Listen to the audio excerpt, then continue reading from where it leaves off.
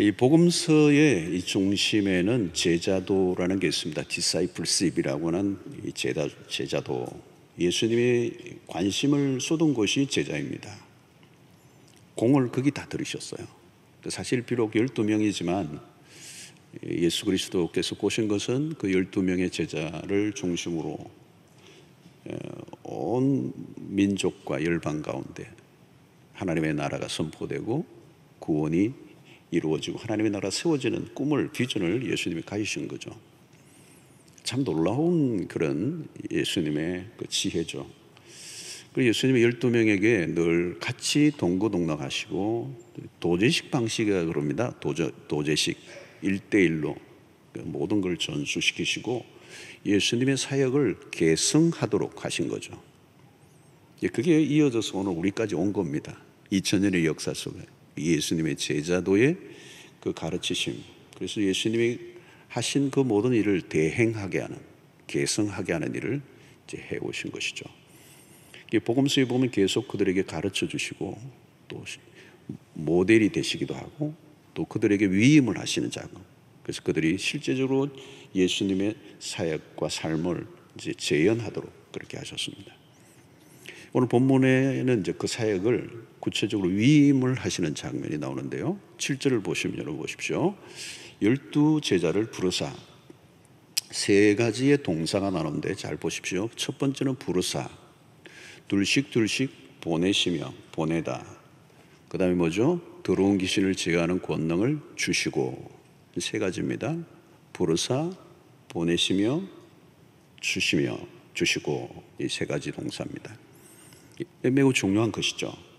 첫 번째는 부르시다라는 대목입니다. 자, 성경의 아주 주된 주제 중에 하나가 뭐냐면 부르심이라고 하는 것입니다. 부르심. 하나님이 당신의 백성들을 불러내신다. 어디에서? 세상에서 당신의 백성들을 불러내신다. 이제 이게 에클레시아라는 단어입니다.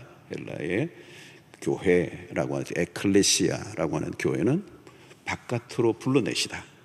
세상에 있던 자들을 불러내셨다는 것. 그래서 신자는 그리스도로부터 부르심을 받았습니다. 그리고 부르심을 받은 사람은 주님과 1대1의 관계를 맺고 사는 것입니다. 그래서 이 부르심이 분명해야 합니다. 분명해야 합니다.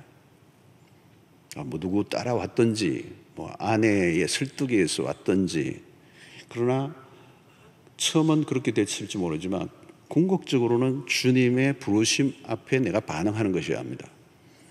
만약에 이 부르심이 분명하지 않으면 언젠가는 문제가 생기게 됩니다. 자, 우리를 붙들어 주는 힘은 이 하나님의 부르심, 다르게 표현하면 하나님의 선택입니다. 요한복음 15장 16절에 보면 너희가 나를 택한 것이 아니요 내가 너희를 택하여 세웠나니. 내가 택한 게 아닙니다. 주님이 택하셨기 때문에 나는 그 택하심에 반응한 거죠. 자, 그 부르심에 반응한 적이 있는가를 여러분들 확인하셔야 돼요. 그 부르심은 개인적인 사건이라고 그랬습니다. 신앙이란 나 혼자 좋아서 어느 날 내가 선택한 게 아닙니다. 부르신 분이 있기 때문에 내가 여기 있는 것입니다. 부르실 때는 내 안에 들려오는 음성이 있죠. 어떤 때는 조용하지만 강력한 음성으로 과거로 돌아갈 수 없도록 부르시는 부름이죠. 때로는 어떤 분에게는 사건을 통하여 부르시기도 합니다. 그리고 어떤 때는 가장 많은 것은 말씀을 통하여, 말씀을 들을 때에 강하게 내 내면에 들려오는 소리가 있어요. 그런데 그건 내 내면에서 오는 소리가 아니라 하나님이 나에게 주시는 음성이죠. 그래서 부르심이 인생의 분기점이 됩니다. 그 부르심의 순간 우리의 마음이 그분에게 사로잡히는 거예요. 삶의 방향이 그때 정해지고요, 우리의 인생의 목적도 그때 발견되는 겁니다. 하나님은 아브라함을 부르시고 모세를 부르시고 선지자들을 부르시고, 그리고 신약에도 베드로를 부르시고 야고보를 부르시고 요한을 부르시고 그 제자들을 다 부르시고 바울을 부르시고 오늘 지금도 우리를 부르시고 계시죠. 그래서 성경을 신약에 보면 뭐예요? 오라, come, 오라 그래요. 그 다음에 나를 따르라 말씀을 계속 하시죠. 주님은 사람들을 불러내셔서 새로운 공동체를 만들었는데 그게 교회라는 거예요. 에클레시아. 세상 속에 있는 우리를 바깥으로 불러내셨다. 자, 그 다음에 단어가 뭐죠, 여러분? 보내사 그랬어요. 부름을 받은 사람은 그 부르심을 통하여 다시 세상으로 보내심을 받는다는 거예요. 그러니까 이거 두 가지는 분리되어 있는 게 아니라 연결이 되어 있습니다. 주님은 세상으로부터 불러내신 다음 다시 우리를 세상으로 보내세요. 부르신 목적이 그건 뭐예요? 세상으로 보내기 위하여. 자, 그리스도가 먼저 하나님으로부터 보냄을 받으셨어요.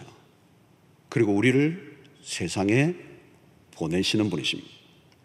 이것을 보내신다라는 표현을 우리는 헛는다라는 표현도 쓰죠. 그래서 디아스포라라고 하는 단어가 거기에서 나왔습니다. 다 그리스어입니다.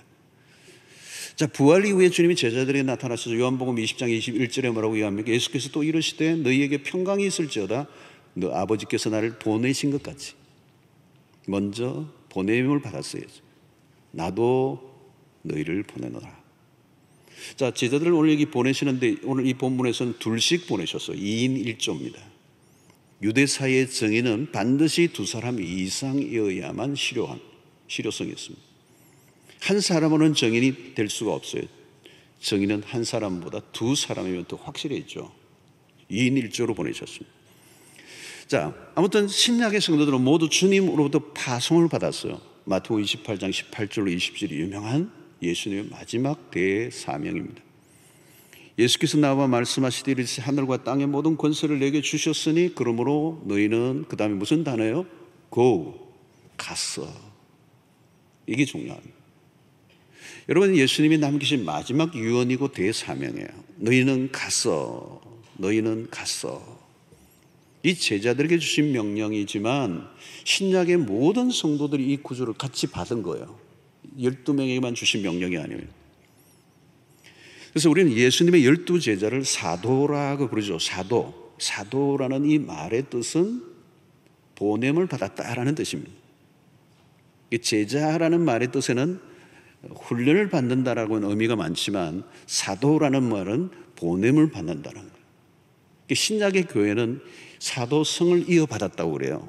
그 말은 뭐냐면 사도직은 사라졌지만 그 사도들이 남긴 사역, 그걸 우리가 받은 거예요. 그러면 뭡니까? 사도란 보냄을 받았다는 거예요. 그래서 신약에 있는 모든 교회의 성도는 보냄을 받았다. 자, 여러분, 성경은 계속 우리에게 가라고 말씀하십니다. 그래서 모여서 예배를 드리고 은혜를 받고 훈련을 받고 무장을 난 다음에 어디에 뭘 해야 되느냐? 흩어져야 된다는 거예요. 나가지 않고 모여만 있으면 문제가 생겨요. 주님은 계속 보내시는데 왜 안 가는가? 첫 번째, 교회 안이 편안하기 때문에. 교회 안에 있으면 신자들은 안전하죠. 믿는 사람들끼리 있으니까 얼마나 좋습니까? 안전한 것이죠. 그런데 이빨 빠진 호랑이가 되는 거예요. 이빨만 빠진 게 아니라 호랑이의 발톱에 막 메리큐도 바르고 전투력이 전혀 없는 것입니다. 교회 안에서만 머물러 있으면 교회는 도피처가 되고 온실이 되는 것입니다. 왜 안 나가려고 하죠? 두렵기 때문에. 세상으로 나가면 신앙의 실력이 금방 드러납니다. 전도를 해보면 알아요. 용기도 필요하지만요, 갑자기 질문을 탁 던지면 막막한 거예요. 여러분, 세상은 거칩니다. 전도를 하다 보면 무시를 당할 수도 있고 욕을 쏟아붓는 사람들도 있습니다. 교회 안에서는 실력이 없는지 있는지 알 수가 없어요. 그런데 교회 바깥으로 나가는 순간 각자의 실력이 드러납니다. 불신자가 불쑥 질문을 던지면 답을 해줘야 되는데 주식이나 부동산에 관련된 것은 할 말이 많은데 성경에 대해서는 자신이 없는 거예요. 직장 동료가 어려움에 있다면 손을 딱 잡고 내가 기도해 줄게. 이 정도의 담력이 있어야 되잖아요. 여러분, 우리는 다 하나님의 나라의 대사들입니다. 하나님의 나라를 우리를 통해 소개해 줘야 되는 거예요. 그러니까 가게에서 프론트에 앉아있는 나는 점원이기도 하지만 그리스도의 대사로서 있는 거예요. 내가 지금 머물고 있는 곳이 보내신 곳이고 지금 내가 하고 있는 일이 소명이라고 하는 것입니다. 우리는 세상과 고립되어 살아가면 안 됩니다. 실상은 어떻습니까? 신앙생활을 오랫동안 하면 할수록 세상과 점점 단절되어져 버립니다. 여러분, 이 단절이라는 게 참 무섭습니다. 단절되면요, 불신자들과 소통의 고리가 없어요. 소통이 잘 안 돼. 우리의 쓰는 언어도 다르고 우리의 행동도 달라 보이고 우리의 모든 게 세상 사람과 단절이 되어버리는 거예요. 소통이 안 되는 거죠. 여러분, 단절되어 버린 세상을 어떻게 나와 세상과 단절해버리면 그들을 구원으로 이끌 수가 있느냐. 교회도 마찬가지. 주변의 이웃들과 계속 소통해야 합니다. 소통을 해야 합니다. 코로나19를 통해서 한국교회 민낯이 드러나고 있습니다. 이전보다 교회가 세상과 더 높은 벽을 쌓는 경우가 많아요. 세상이 교회를 우려하는 눈길을 보내고 있는 거죠. 폐쇄적인 공동체의 모습, 심지어 혐오 그룹으로 비춰지기도 합니다. 여러분, 교회는 왠지 꽉 막힌 사람들, 세상과는 동떨어져 있는 외계인 그룹들로 비춰지고 있지는 않는가. 교회는 세상과 담을 쌓으면 안 됩니다. 세상 안으로 들어가야 돼요. 세상의 고통에 귀를 기울여야 합니다. 그래서 붉은 십자가 그려진 티셔츠 입고 노방전도만 하는 게 전부가 아니에요. 그런 것도 해야 되지만 그것보다 훨씬 더 지혜로운 선택이 필요하죠. 시대에 문화를 읽을 줄 알아야 되고요. 특히 세상을 읽을 줄 알아야 돼요. 세상의 언어를 우리가 가져와야 되고, 특히 젊은 층들, 청소년들을 충분히 이해하고 그들을 끌어안는. 여러분, 세상으로 나가기를 꺼려 한다면 결국 신앙은 활력을 잃고 맙니다. 신앙이 어느 순간부터 무료해지고요, 맹숭맹숭해지고요, 세상과 단절한 교회 역시 무기력증에 빠지고 맙니다. 전투력을 잃어버렸어. 야성을 잃어버린 신자는 종이 호랑이요, 신앙은 장식품에 불과한 것입니다. 가라는 명령을 거부하는 순간 우리의 존재에 혼란이 오는 것이죠. 내가 누구인가? 우리를 보내셨는데 보내신 자리가 없으니까 삶에 신앙의 혼란이 오는 것입니다. 그래서 우리는 우리의 존재 이유를 날마다 확인해야 합니다. 우리의 모두는 사명자입니다. 그 사명은 세상 속에서 그리스도의 대사의 직무를 감당하는. 자, 세 번째 보십시오. 제자들의 권능을 주셨다고 그랬으면, 주님은 제자들을 그냥 보내시지 않고 더러운 귀신을 내어 쫓는 능력을 주어 보내셨다는. 이런 세상의 한가운데 들어가려고 하면 실력을 갖춰야 합니다. 사명을 내가 어떻게 감당할까 걱정할 필요 없어요. 보내신 분이 책임지십니다. 더러운 귀신을 제어하는 능력을 주신 이유가 뭡니까? 세상 안으로 들어가 하나님의 권능을 드러내라는 거예요. 여러분, 세상 안으로 들어가 보면요, 마귀가 모든 것을 장악하고 있다는 것을 금방 알게 됩니다. 곳곳에서 마귀가 진을 치고 있어요. 이미 세상은 어둠의 권세의 영향력 안에 있습니다. 주님은 마귀를 내어 쫓으신 이후 공생의 사역을 시작하시죠. 모세 역시 애굽의 모든 술객과 박수들의 능력을 끊고 난 다음에 애굽에서 풀려납니다. 복음서에서 귀신을 쫓아내는 일이 자주 등장하는데요, 하나님의 나라가 임했음을 드러내는 아주 구체적인 사건이 귀신을 내어 쫓는 일이었습니다. 마귀는 자신의 영역을 빼앗기지 않으려고 발악을 하죠. 여러분, 세상 안에 살아가는 사람들은 마귀의 지배하에 있기 때문에 이미 위험한 상태의 삶을 늘 살아가고 있어요. 세상에서 일어나는 데를 보십시오. 탄식이 절로 나와요. 사람들은 매일 아찔한 상황 속에서 살아가고 있는 거예요. 지금도 우리가 생각하면 끔찍한 사건, 사고들이 끊임없이 일어나는데 이게 우연일까요? 아니에요. 그 안에 어둠의 권세 잡은 자들이 장악하여 그 일들을 행하고 있는 것입니다. 여러분, 사람들의 영혼을 건져내는 일은 결코 쉬운 일이 아닙니다. 파송받은 제자들이 권세가 주어진 이유가 바로 그것이죠.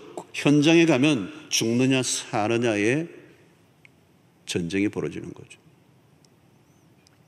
여러분, 현장에 나가면요, 정신이 번쩍 듭니다. 마귀가 노골적으로 태클을 거는 거죠. 그러니까 기도가 간절하게 나오는 것입니다. 여러분, 귀신 들린 사람 한 사람만 만나봐도요, 그냥 정신이 들어요. 어떤 데는 막 별짓하고 눈에서 막 불을 켜는데요, 희한한 소리를 내고 달려들면 완강하게 저항하는 거거든요. 그냥 도망가지 않아요. 현장은 언제나 이렇게 치열한 것입니다. 직장 안에서도 여러분 어떤 사람이 유독 강하게 공격을 합니다. 영적인 싸움입니다, 그게. 돈이 오고 가는 자리가 그냥 돈만 오고 가는 게 아닙니다. 그 안에는 어마어마한 영적인 전쟁이 벌어지고 있는 것이죠. 너 이 정도 주면 무릎 꿇을래.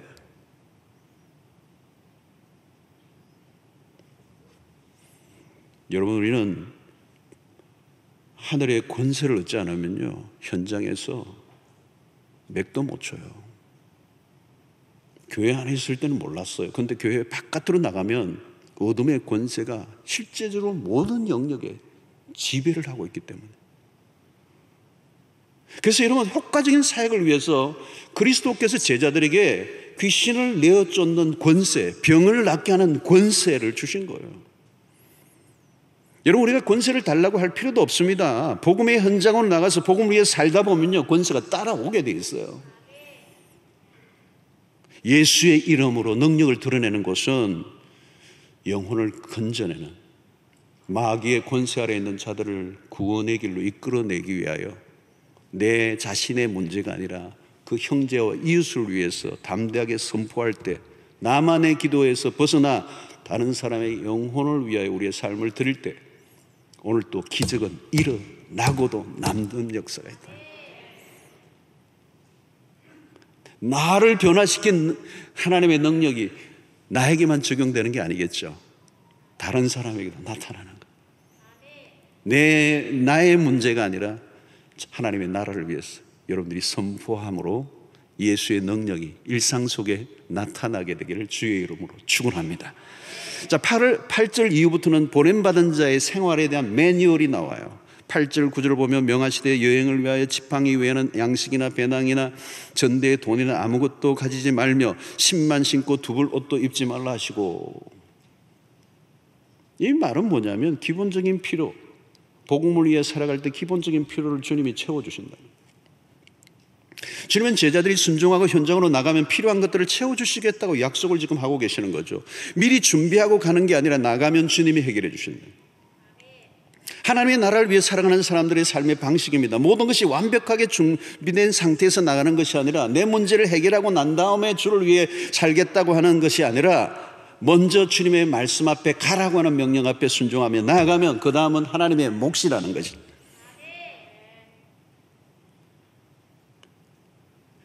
순종이 먼저고 그 다음에 하나님이 하시는 거죠. 제자는 모든 것을 하나님께 맡깁니다. 개인적인 신변에 대한 염려로 세월을 보내면 아무것도 할 수가 없습니다. 그래서 제자도에서 중요한 것은 전적인 위탁이라고 하는 것입니다. 아무도 모르는 곳에 내가 가는데 돈 없이 가면 어떻게 하느냐, 걱정하지 말라는 거예요.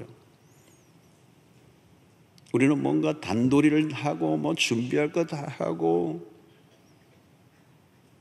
여러분, 복음 전거를 위해 살다 보면요, 희한한 일들이 많이 일어나요.